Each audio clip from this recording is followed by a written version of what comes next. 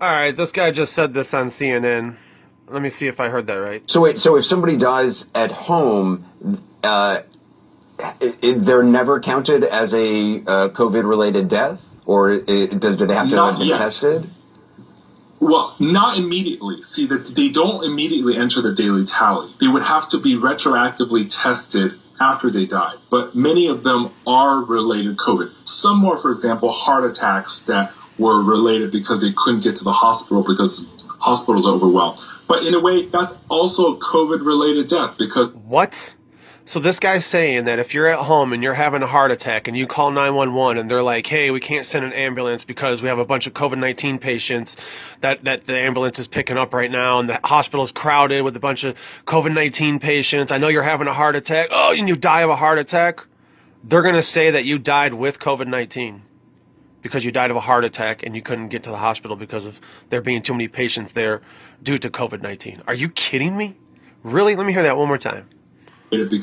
After they die, but many of them are related to COVID. Some more, for example, heart attacks that were related because they couldn't get to the hospital because hospitals are overwhelmed. But in a way, that's also a COVID-related death because the hospitals are overwhelmed because we're over the hospital capacity. But many of them are indeed likely COVID deaths. And now New York City has just announced yesterday that... That's the stupidest thing I've ever heard. You just said... I think is critically important. Can you repeat what you just said, please? Well, last Friday, I received a 7-page document that sort of told me that if I had an 86-year-old patient that had pneumonia but was never tested for COVID-19, but sometime after she came down with pneumonia, we learned that she had been exposed to her son who had no symptoms, but later on was identified with COVID-19, that it would be appropriate to diagnose on the death certificate COVID-19.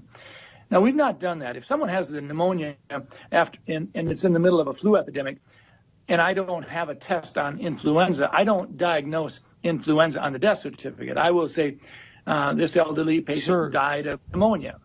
I don't mean to interrupt you, but my heart is sinking right now as you're telling me this. You're a doctor. Why in the world would they be sending you out information to fill out death certificates, whether the person's been diagnosed with COVID-19 or not, but then to say in the death certificate this person's death was caused by COVID-19? That does not sound right to me. I went to the person in our office who does most of the death certificates over the last 10, 20 years, and I said, does this sound right? I had her look at the documents that I'd printed off, and she said, well, we've always been told that you always put down just facts. You don't put down any probabilities. You don't put any presumptions down. It's just what you know. And so this is concerning, and it actually gets to your point, Chris. When we start talking about the data that goes into the modeling, we have to ask ourselves a question. Are we being forthright? Are we sharing with the public? Minnesota, North Dakota, we don't need to be having it sugar-coated. We want to know what's going into your modeling.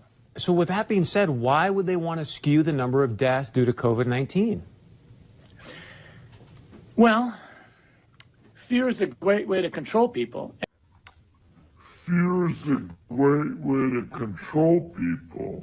Please remember to wash your hands often for at least 20 seconds. Stay home if you're sick, and practice good social distancing of at least 6 feet when possible. To make that easier, we're limiting the number of shoppers inside the store. Associates and signs will direct you. Loitering inside or outside the store is strictly prohibited. Thank you for choosing...